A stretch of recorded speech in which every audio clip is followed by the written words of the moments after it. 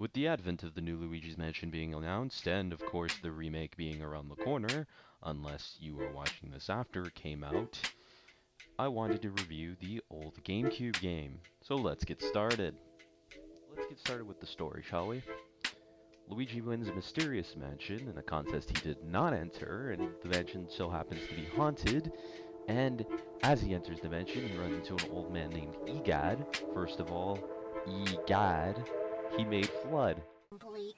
Thank you for purchasing this item from Gad Science Incorporated. Yeah, that doesn't sound forced at all. I'm so punny. And also, is he breaking the fourth wall? Okay.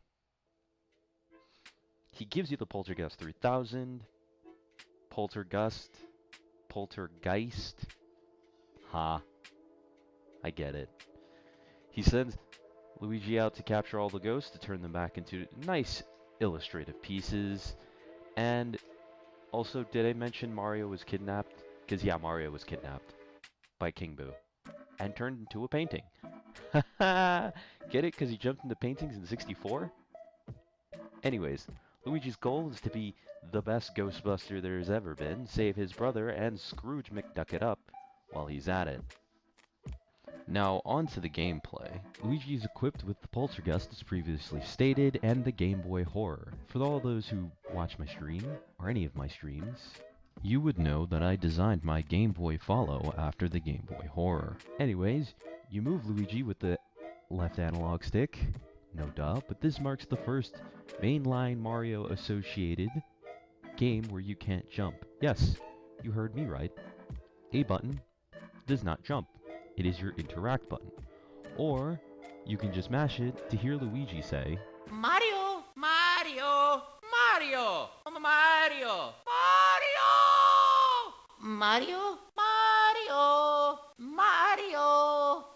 Mario! Mario!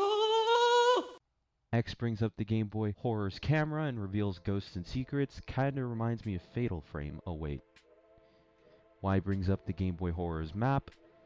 Z brings up the status menu, and if you notice, I skipped the B button, C stick, and triggers. That's because it serves a main purpose to this game's mechanics.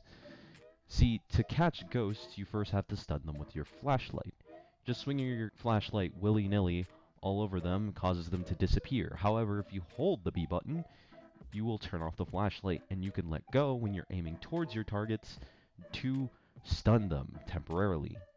C-stick controls the direction in which Luigi aims the flashlight and the poltergeist, and left and right triggers controls the poltergeist suctions, being blow and suck respectively. Get your head out of the gutter. Once you initiate the capture of a ghost, you must use the C-stick and the control stick in tandem to catch ghosts. The easiest way to understand this is to treat it like some form of crazy video game of fishing. You have to reel and relax the line with C-stick and use the control stick to avoid obstacles and avoid being dragged by the ghosts.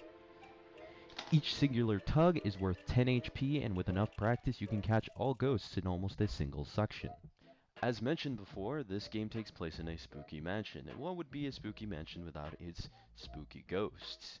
See, the game is divided into 4 areas. Each area contains its own set of portrait ghosts. Each of these portrait ghosts, as you go along, end up having their own puzzles you need to solve to end up defeating them. However, the last portrait ghost of each area poses as a boss ghost. Those aren't the only ghosts you're going to be chasing after. While you're getting these ghosts, you also get the side quest of having to deal with King Boo's 50 Boo crew. Now, you only need to get 45 to actually fight King Boo. However, if you collect all 50, you get a nice gold diamond that'll serve a purpose later on when I start talking about the rankings. There are 2 major rankings in this game. The first ranking is portrait rankings. The last ranking is, of course, a money ranking. But first, let's start with the portrait ranking.